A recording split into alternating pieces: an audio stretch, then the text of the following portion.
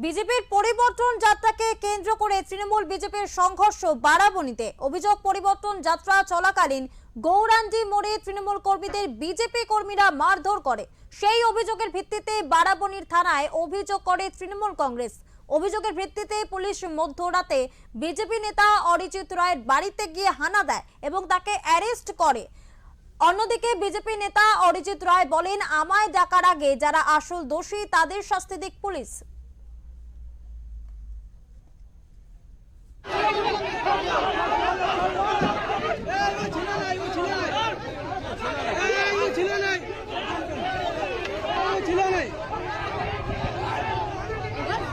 অরিজিৎ রায় একবারে রথ থেকে নেমে আমাদের একটা গোয়ালা ছেলে ওখানে হাট হয়, ওখানে একটা স্ট্যান্ড করে, ওকে একবার দেখবেন লাঠি ভিডিও ফুটেজ দেখবে, দৌড়ে দৌড়ে গেছে লাঠি চার্জ করছে ওর উপরে।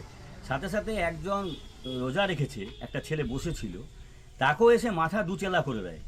এত দাদাগিরি, বাইর থেকে ক্রিমিনাল, বীরভূম, আসানসোল, বার্নপুর এগুলো থেকে ক্রিমিনাল নিয়ে এসে দাদাগিরি করছে।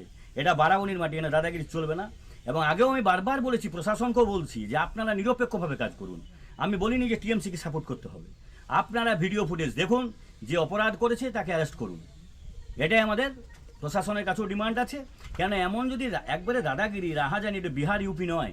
এখানে যদি গাড়ি থেকে রথ থেকে নেমে গেলে মাথা ফাটিয়ে দেয়, কারো যারা বিজনেস করছে তাকে অ্যাটাক করে, কারো গাড়ি ভাঙচুর করে, সাইকেল ভাঙচুর করে, চারধারে একবারে একটা রথের নাম করে একটা লীলা চালিয়ে গেছে। এদের বিরুদ্ধে যাতে উপযুক্ত ব্যবস্থা হয়, তার আমরা আমাদের ছেলেগুলো এফআইআরও করেছে, তাদের বিরুদ্ধে ব্যবস্থা যেমন উপযুক্ত ব্যবস্থা নেওয়া হয়। দেখি আমার যে আইনি পরামর্শদাতা যারা আছেন তাদের সঙ্গে আমি কথা বলবো। এবং ওই যে বললাম, সর্বোপরি আমাকে বলার আগে যারা ঘটনা ঘটিয়েছে, ওই অসিত সিংকে থানায় ডাকুন, দেখি আপনাদের কত বড় বুকের পাটা।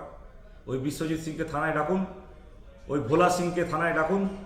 তারা তো বিধায়ক আশ্রিত বলে সব ছাড়।